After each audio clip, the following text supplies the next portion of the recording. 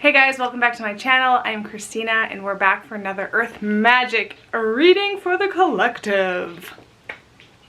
Okay, that's my new intro. Okay, so we're on week 4 and let's see how everyone's doing, what we need to hear, what needs a tune-up, what needs a slight alteration. So let us pull a card. La la la la la la la la la la la la la la. Okay, the card today is my favorite word. This is so funny because tomorrow I will be having a chat. Actually, it will be last week when you see this, about this point: innocence, childhood. People, this is the way. This is the way to the kingdom of heaven. Through and as the children. Why? Because there's innocence, purity, there's freedom, there's expression, there's movement, there's curiosity, there is nothing holding them back. There is no fear except the fear we instill in them. Innocence. Oh, look at there's like birds flying all over the sky right now. That's amazing. Thank you, birds. This is the way to the kingdom of heaven, people. Innocence. This was what really cracked open my process in terms of realizing how much I was holding myself back. I had this moment of realization that life is supposed to be fun. Like, I was just looking at my son Phoenix last summer when he was like 4 or 5 months old. I was looking at my son and I was thinking about children and babies and that natural expression of them, which is curious and playful and interested, and everything is cool, and they want to explore and they want to see things and they want to go out and have an adventure, and they think everything is beautiful, everything is interesting. And I'm like, wait, isn't that then the natural expression of children, like, or life? Like, that was who we were. What happened? What happened was the adults decided that their perception of life and reality has to be projected onto the children instead of realizing that we can follow the children. Children can lead the way. Children can be an example of how we can live together on this planet, how we can apply ourselves in our own lives. It's like, we don't actually need any teachings, we don't need any teacher, we don't need any like guru, we don't need any like thought process, we don't need anything except for look at the children. Look at the children. How do they express themselves? How do they move themselves? Imagine an adult who is like self-aware, responsible, able to understand complex ideas and, you know, considerations and things, and understand the world around them, but with the spirit of a child, with that freedom of a child. Imagine what that person would look like and what they would be able to do. This is something that I've been practicing for the past 6 months, of like looking at how I approach my life, how I approach my relationships, how I approach things, what I do, how I feel, and I ask myself, would this be beneficial to my son? Would I ever tell my son this? Would I ever expect my son to do this? Would I ever tell him to live his life this way? And if it doesn't apply, then I don't apply it to myself. Because I want him to live in a world where he knows he is free to explore every avenue of curiosity that is within him, and he's able to follow his heart as what makes him feel excited and what he's interested in and what makes him come alive. Like, that is what we need in this world. People who are coming alive, like waking up and realizing that life is not going to wait for us, yet we are waiting for life. We are waiting for something external to change. We are waiting and saying, I can't live fully as who I am until this condition changes. That's conditional living. What do children do? They live unconditionally, in the moment, expressing, directing, playing, exploring. There is no fucking excuses in the children. They just fucking go for it. And that, to me, is the greatest teacher we have on this planet. And we all know, and we've all heard, that is the way to the kingdom. And so look at the children, follow the children, live like the children, let go of the fear and the worry and the concern and the ideas.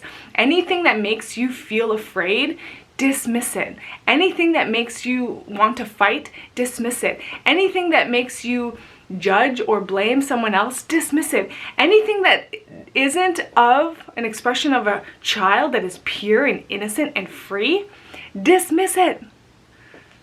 That is our cross-reference point. That is our guide. That is the way. That is our light in the darkness. The children. Follow the children.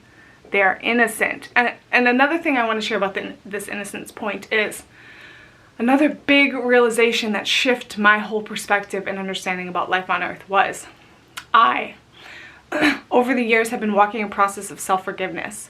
And forgiveness from the perspective of I saw the world as a whole, and I saw the inequality, and I saw the suffering, and I saw the starvation, and I saw the people who were going without, and I saw the greed, and I saw the degradation of our planet, and the neglect, and the abuse that was happening. I saw all of that, and I felt responsible. And I said, it's because of who I am that the world exists the way it is. The outer reflects the inner. And so I must take responsibility for this mess we've created. And so I walked a process over a decade of self-forgiveness, taking responsibility for myself, my life, who I am, my habits, realizing what I live on the micro is what exists on the macro.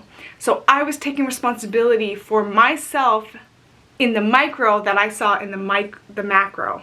Okay, does that make sense? Where did that leave me? It led me to a point of understanding more and more people.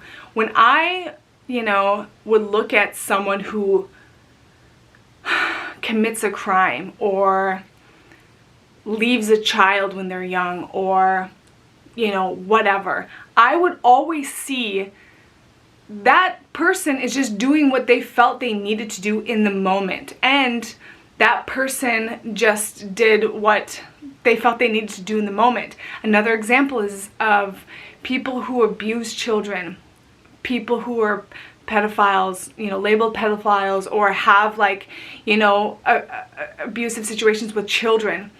There is a point of understanding of why that reality exists. And I'm not justifying it at all. Please don't get me wrong.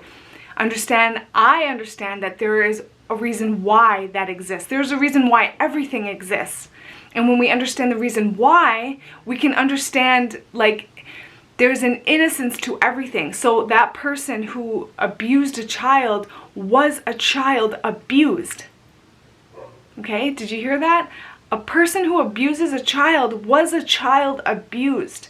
So I would look at the priests in the Catholic Church and the sexual abuse that was rampant in that. And I saw, first of all, how much sexuality is suppressed in the church, and then also the point of these people are probably children that had the same thing happen to them. Cycles. We repeat cycles. You know what I mean? We do what was done unto us until we make a decision to be the ones to stop it. And so it's just that point of everything is actually innocent. Everything was subjected to this world. Everything was subjected to everyone else who was subjected to what was here. We've all done the best we could with what we've had. And so there's this point of you know what? I forgive this world because I understand what created this world. And by me harboring any resentments or blame or suggesting that it should be different than what it is, implying it had deliberately done harm in awareness, I just can't accept that because everyone came in as a child, a pure innocent child. I see children as innocent, pure innocent children, and that is who we are at our very core. That point is so deep within me. It is so much of my truth that is how I am living and leading my life. And I want to share that with everybody that, you know what? There is nothing wrong with you. You were innocent. And you were born innocent and you were born pure. And there is nothing wrong with you.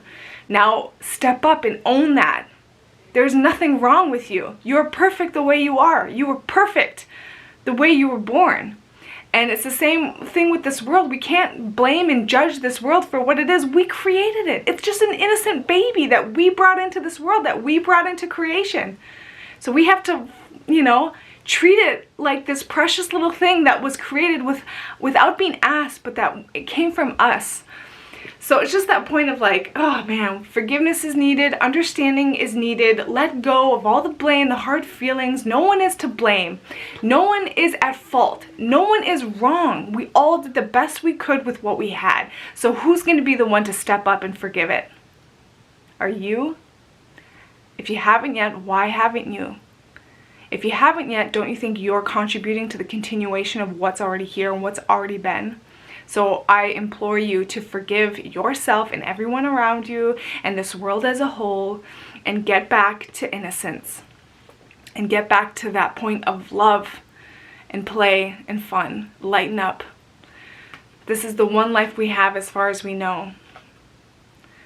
Enjoy it, because in you enjoying it, you're showing other people how to enjoy it, and that will cascade into a world that's best for everybody, where we're all living in joy and love and harmony.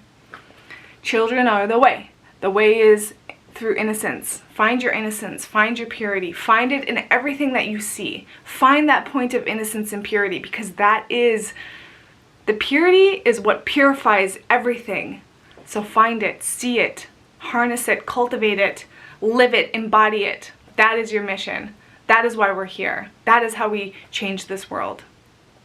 So thank you for walking with. What an amazing card. Actually, let's do the book definition here. Oh, I could just go on and on about that point of innocence. It's so important. It's so important. It is the turning. It's the turning point. It really is. It was my turning point. Childhood.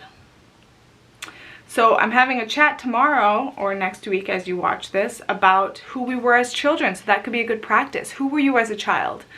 Who were you when you were very young? What did you like to do? What type of personality did you have? How did you like to express yourself?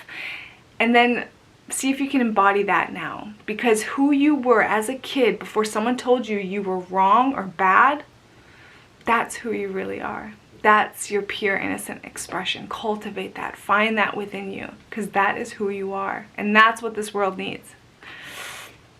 Okay, here we go. 29.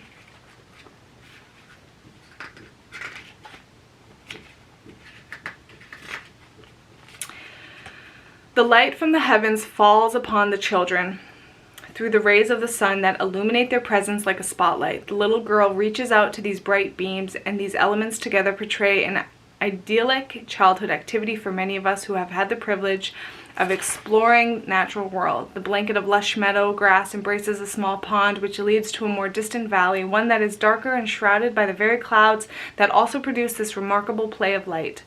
In their exploration of the world, it's inevitable that these children will at some point lose their original innocence. It doesn't have to be a permanent loss. However, we don't need to live in constant fear and anticipation of such an event, nor do we have to reconcile the loss of that state of purity by constantly romanticizing the past and missing out on the present. The wisdom and faith we've accrued from our life experiences are keys to recapturing that state of innocence. The light that will guide us through any dark passage is the light of spirit. From within that connects us with Source. Finding our innocence once again, we become aware that it was never lost, just forgotten. Innocence is not simply the lack of guilt or shame, but a quality in itself, one that you naturally possess when you first come into this existence. These are challenges you have faced throughout. There are challenges you have faced throughout your life that have further shaped your personality and character. You have also likely encountered moments following a disappointment or loss when you turned sour or cynical, and no doubt have had times when layers of anger and fear blocked the flow of your vitality, your life force. Yet in spite of all of this, there is a core of innocence that you can reawaken by releasing any shame that has covered over the truth of who you are. Take any opportunity to heal the shame and let it go so you can revisit that state of purity. Doing so helps you see every moment with fresh eyes and removes the filters that inhibit your light and love from coming forth. You truly are a child of God, a child of life. So allow yourself to be that. That was my point. I realized for myself that once I realized at my core I'm innocent, I realized we're all just children of life, free, without fear of punishment. There is no morality. There is no right or wrong. We are free to explore ourselves in any expression we like. There is no punishment. because each are responsible for themselves, but each are a part of the same source, which is all love. And oh, so great. I just really love this. So yeah, find your innocence, find your purity, express it in the world, because that's how we purify this world, by purifying ourselves, by standing equal to our purity. Okay, thanks for walking with. See you next week.